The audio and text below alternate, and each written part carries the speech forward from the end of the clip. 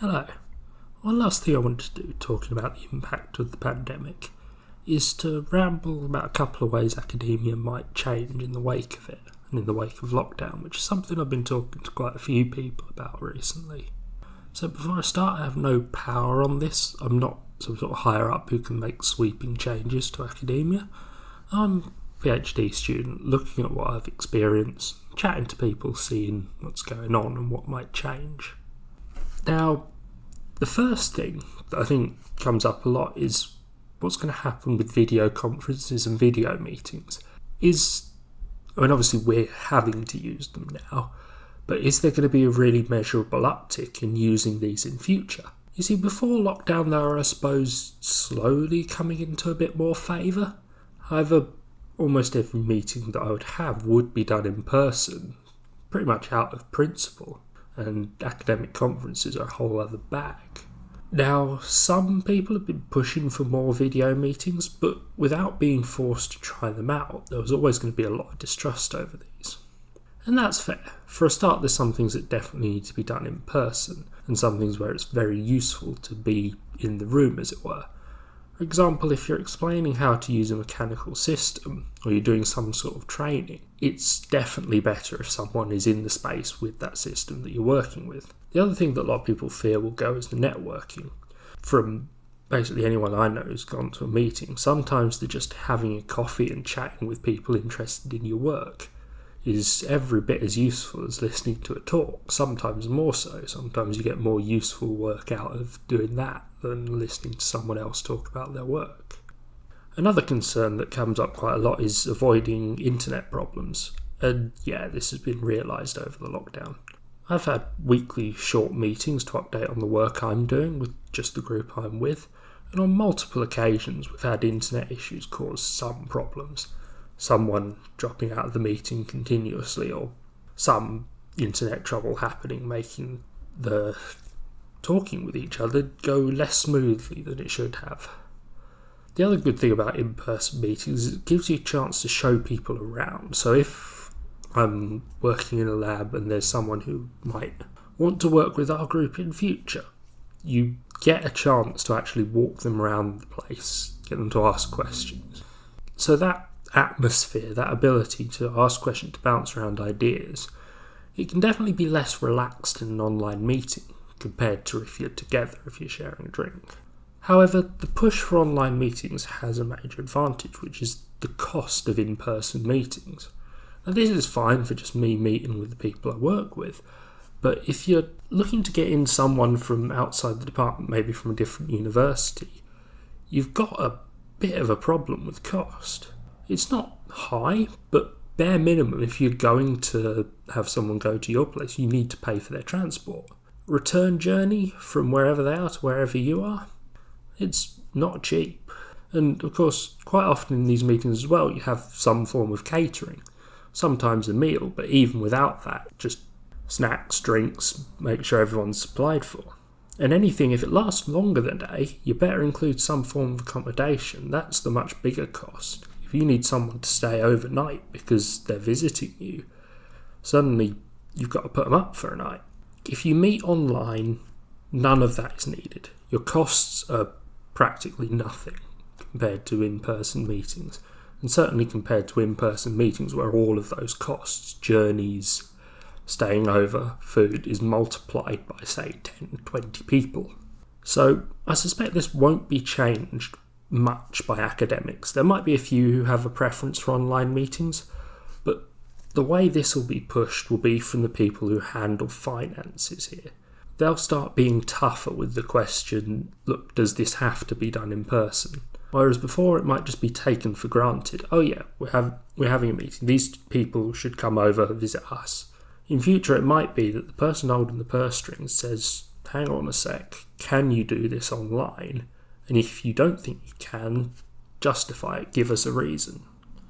The second thing that I've heard about changing, or that might change, is the reliance of universities, certainly in the West, relying on an influx of particularly children of wealthy Chinese parents sending their children to these universities. Basically, the point is these parents will pay a far greater tuition fee than locals, effectively subsidising the cost of university to the rest of us in exchange for that education. Now, it's worth noting with this that universities in the UK were very quick to denounce any example they saw of abuse directed at Chinese students or students who were perceived as Chinese. Now, I'd say that was a good thing, and maybe they were just being nice, but there is a bit of a cynic in me that thinks that they're very nervy about sending a bad message to those students who are worth so much to them. I've had, practically because of this, a couple of people suggesting to me that one of the things that could happen in future is that universities will want to wean themselves off this reliance on Chinese students. The reasoning for this is that lockdown, and of course because of this and because of COVID, there's going to be a reduction in foreign students next year. Well, there's very likely to be, and that's going to cause a big hole in your university's finances. Because of that, if you were practically relying on these finances, some measures to reduce that reliance in case something like this happens again in future would be a good thing to call for. The other point is often that as anti-Chinese sentiment grows in places that are not too damn happy with this virus, that might put off those students from coming. I suspect that this is not that likely to happen much. Firstly, I doubt the size of the effect of Chinese students being not happy about discrimination putting them off joining. For starters, that stuff's been going on for years, even before COVID, and to be honest, I think students nowadays are probably less abusive towards those sorts of people than they were maybe 10, 20 years ago. The more important thing is to remember the alternatives, though. If you are, say, a Chinese parent of a wealthy child, you've got this choice. Complete your higher education abroad, and your kid's just going to have to put up and deal with it. Or complete your higher education in China, in a system run by the Chinese government.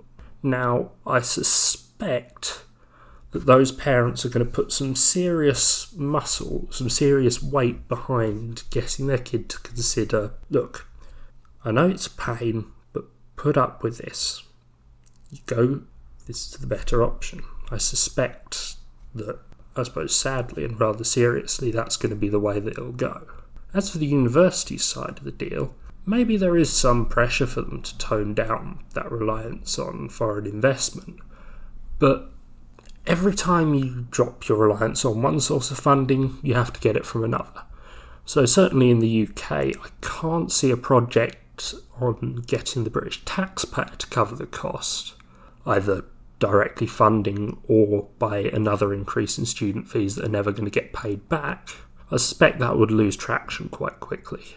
So that's not really a route I think people will go. I also suspect that the option of toning down spending is going to run into a brick wall, that the people who are okaying this spending will still want, they'll still want the big projects, they'll still want the prowess, the prestige to put in big spending on fancy projects, won't they? So I suspect there's not going to be much pressure for them to sort of act leaner when the money is still coming in.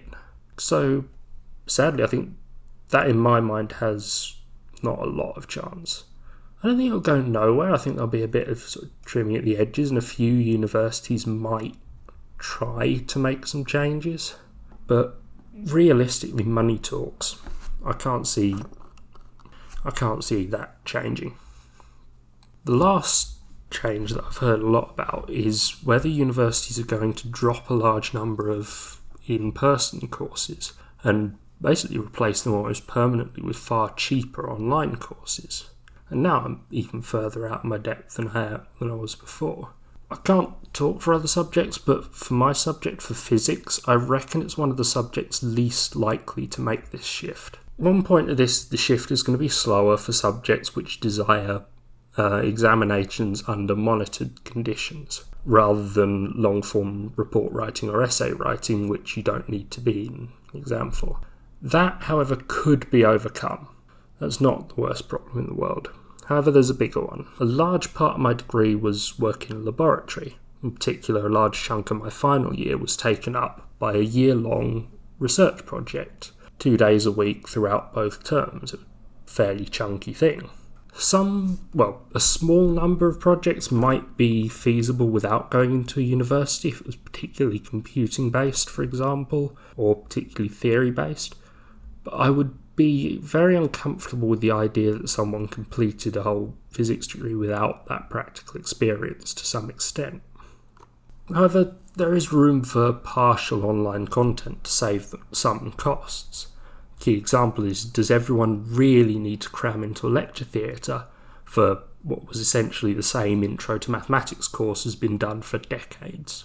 And the answer is, to be honest, probably not. We're probably wasting a lot of time and a lot of money teaching things that have been taught exactly the same for years and years and years. It's probably not going to replace the higher year courses though, that quickly. One of the big things about sort of my courses in third and fourth year was a lot of the benefit that I got was from some very intense sort of question and answer sessions, talking to the lecturers, asking for things that we weren't getting. And while they technically could be done online, I suspect they're going to take longer to go online than the simple, it's a maths course, listen and take notes. But we'll see. The other thing is, this connects to a larger conversation on what the goal of a degree in science is when it comes to cost versus quality. So, to pick two fairly extreme examples, the United States has the best universities in the world in terms of quality of research in science, think sort of MIT, places like that. But the degrees you get there are incredibly expensive, and that cost isn't up in the salary expectation, the price of the people who complete those degrees. Then, on the other side, think of Germany. Your universities are ranked a lot lower, but you get a regular crop of, say, engineers that are good enough, and because they don't have that depth, the university has done less expensive, less quality. That gives you engineers, physics, chemists, biologists enough to supply the country's industry without the extreme costs, because they're not in as much debt. That's one of the reasons that keeps the wages a bit lower. It'll be interesting to see how the UK intends to go about this. I suspect the top tier, sort of very top universities like your Oxford and your Cambridge will be best served by going the American way. Obviously high cost, high quality. But when we're talking about exams and lectures going online to be cheap, it's worth wondering the more sort of general argument, are there advantages for a lot of other British universities to go, let's have a low cost degree that's good enough and gets us a reasonably qualified engineer? But that's really another story for another day. I think that's it for my rambles about this pandemic and these viruses. Thanks for listening to me, and goodbye.